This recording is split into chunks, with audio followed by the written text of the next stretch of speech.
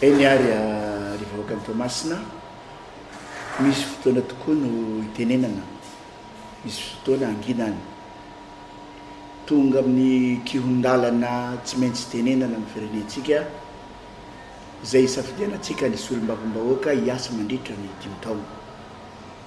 Manoloanan'izay dia manam-pitenenana antaigna isolo-taigna ny Koko Velona.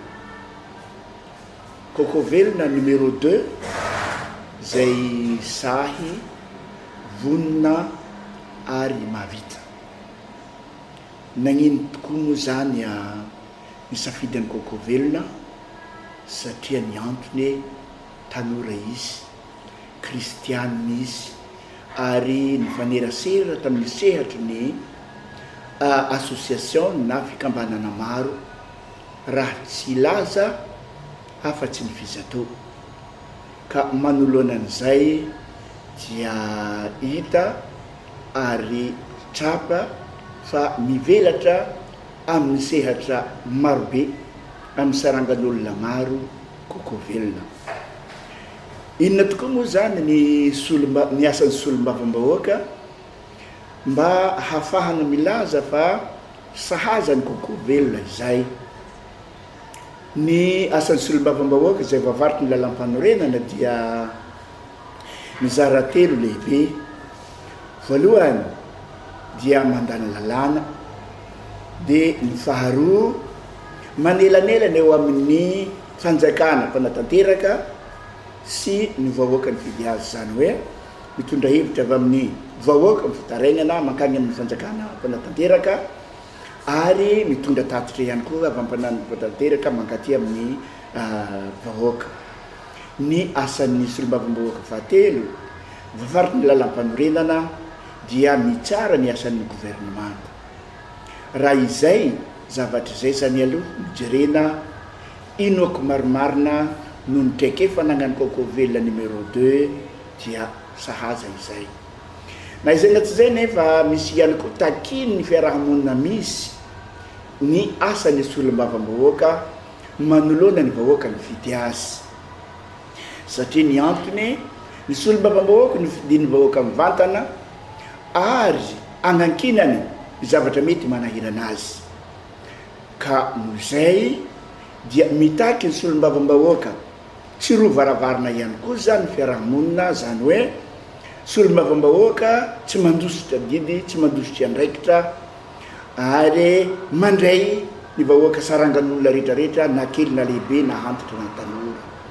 Solom-bavambahoaka roa varavarana, raha tsapaina amin'ny varavarana atsimo izy mety mivoaka amin'ny varavarana avaratra, raha tsapaina amin'ny varavarana avaratra izy mety mivoaka amin'ny varavarana atsimo, nohony tsy tia andray ny vahoaka izay. Zay zany no tokony agnisan'ny toetoetra eo anivon'ny fiarahamonina no anjarany no isafidiananao ny solom-bavambahoaka. Ny faharoa ihany koa mila solom-bavambahoaka mipetraka eto Toamasina, manana trano eto Toamasina, miaigny eto Toamasina antsonandro avy andro, antsonalina avy alina, fa tsy sagnatria ny vavla dia ny lelaka tadiavinao solom-bavambahoaka misy ny tsy maheto azy. Satria ny antony dia misy ny zavatra maneriny vahoaka madinika indrindrandrindra fa ny kolikoly ny kely tsy mba mamindro ary ny tsindra zolena dia amin'izay fotoan'izay tadiavina ny solom-bavambahoaka iaro ny vahoaka ny fidy azy. Ka noho izay dia ilaina ny solom-bavambahoaka mipetraka eto Toamasina ary monina eto Toamasina ka tsy saro tadiavina amin'ny fotoana rehetra ilana azy.